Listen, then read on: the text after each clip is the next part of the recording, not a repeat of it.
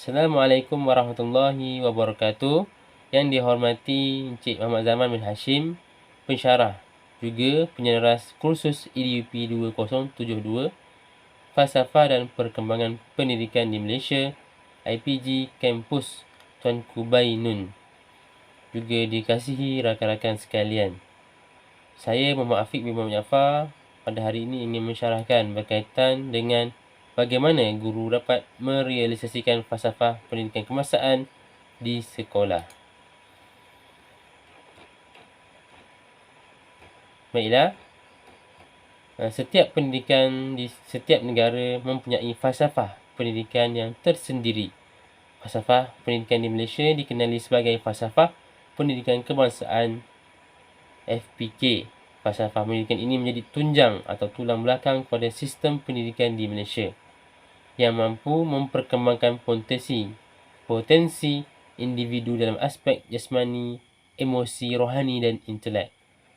Dalam merealisasikan falsafah pendidikan ini, guru berperanan besar dalam melaksanakan hasrat falsafah pendidikan kebangsaan.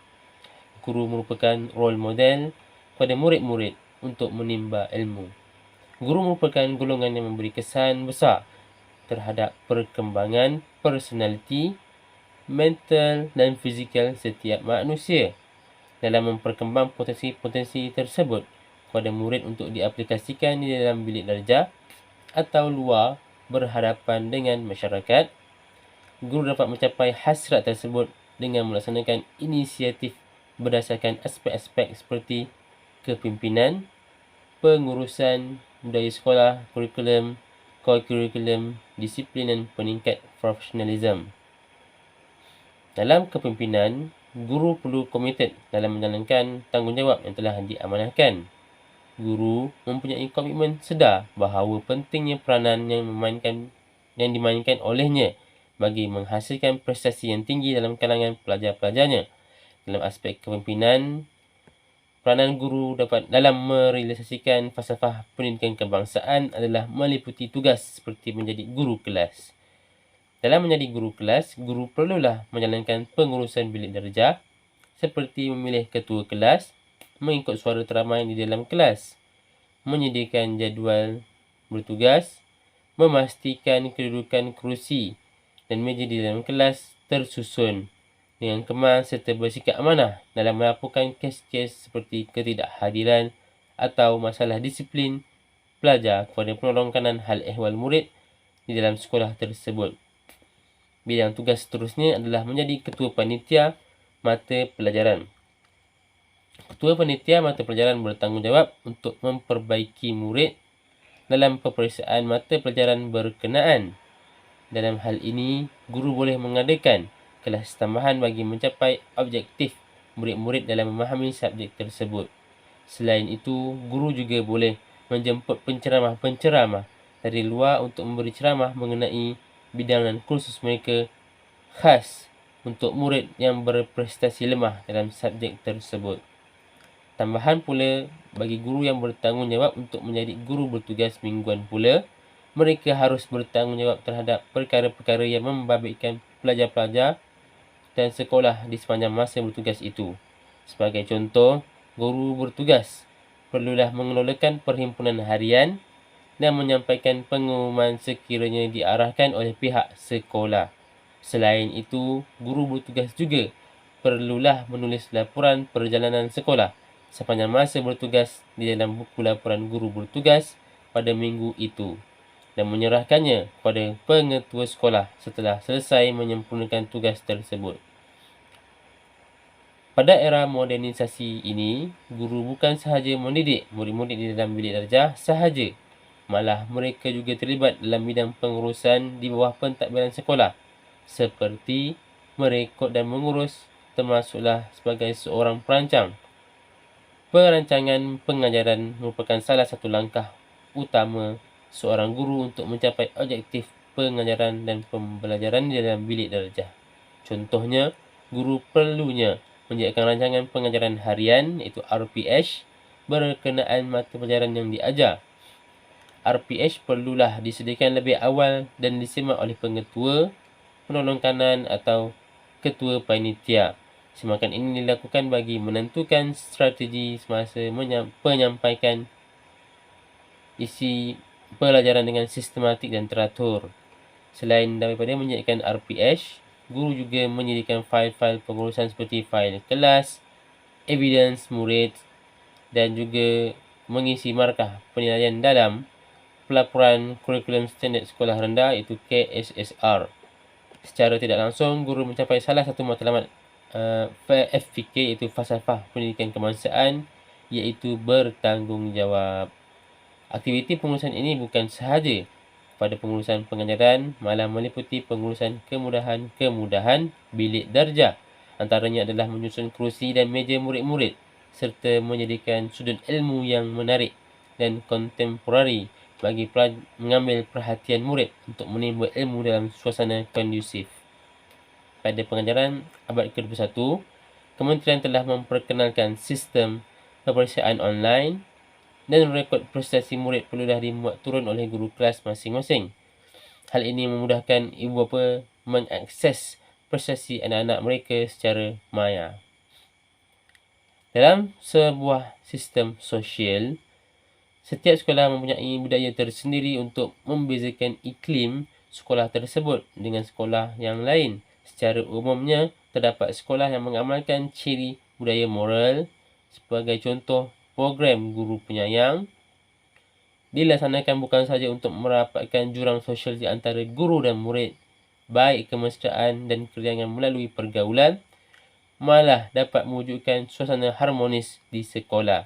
Program ini selaras dengan hasrat falsafah pendidikan kebangsaan dalam mewujudkan insan yang harmonis dan berakhlak mulia. Selain itu, budaya sekolah dalam aspek fizikal juga merangkumi keceriaan dan kebersihan kawasan sekolah. Sebagai contoh, sekolah tersebut perlulah mewujudkan sebuah persatuan bagi memudahkan pengurusan dan dalam persatuan tersebut.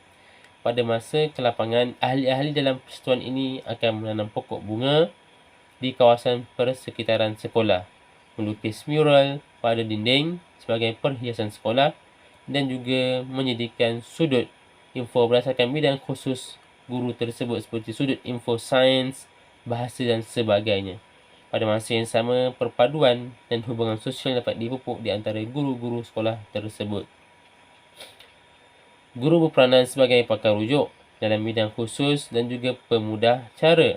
Dalam merealisasikan falsafah pendidikan kebangsaan, guru bertanggungjawab untuk mempunyai ilmu pengetahuan yang mendalam mengenai mata pelajaran dan kurikulum yang diajar, kemudian mengaplikasikan ilmu tersebut kepada murid-muridnya.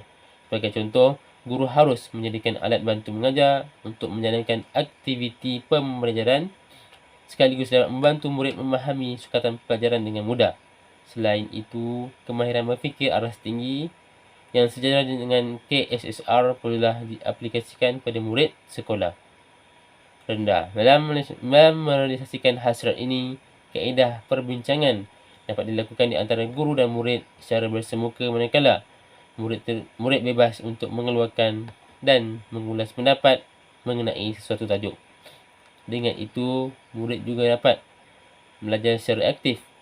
Kemahiran mereka belajar berkembang serta mereka juga dapat mengukuhkan kemahiran berkomunikasi secara berkesan. Dalam aspek kurikulum, memang tidak dapat dinafikan lagi bahawa guru berperanan sebagai pencungkil bakat dan potensi murid. Setiap murid mempunyai bakat tersendiri. Guru merupakan ejen perubahan kerana guru yang mengenal pasti dan memperkembang potensi murid itu. Sesetengah murid yang berbakat berasa rendah diri untuk menonjolkan bakat mereka kerana malu dan tidak mempunyai peluang untuk mengembangkan bakat mereka. Pada masa yang sama, guru dapat melibatkan diri secara aktif dalam aktiviti kurikulum serta memberikan khidmat sosial bagi kepentingan muridnya.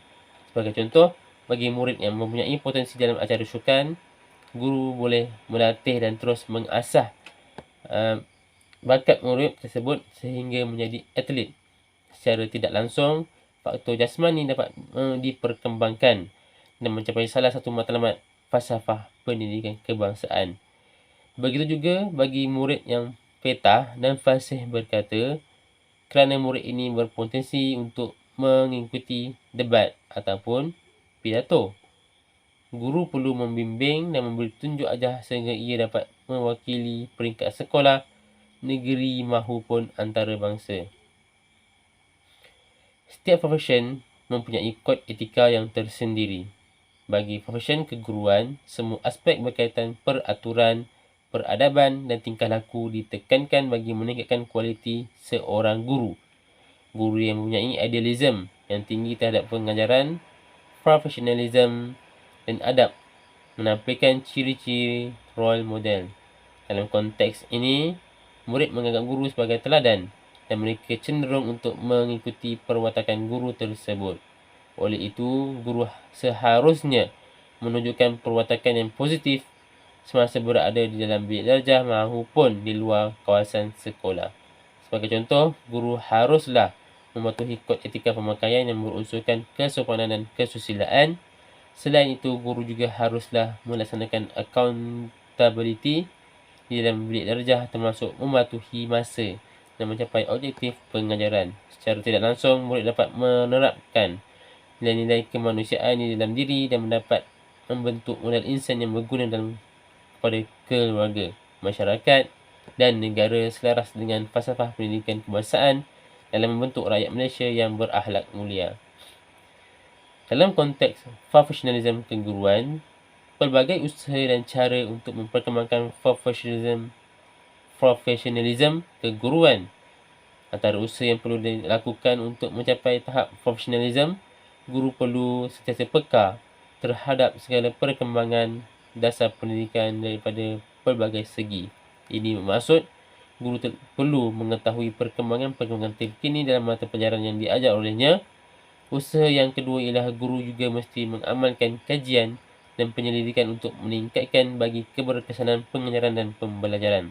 Dalam mencapai hasrat ini, guru juga perlu sentiasa berfikiran kreatif untuk mencapai inovasi-inovasi dalam pengajaran dan pembelajaran seiring dengan perubahan zaman. Sebagai contoh, guru perlulah menerapkan penggunaan ICT dalam sesi pengajaran dan pembelajaran. Bahan bantu mengajar ini lebih menarik dan bersesuaian dengan kecenderungan pelajar di abad ke-21 ini. Sebagai kesimpulan, guru merupakan insan yang terpenting dalam merealisasikan falsafah pendidikan kebangsaan.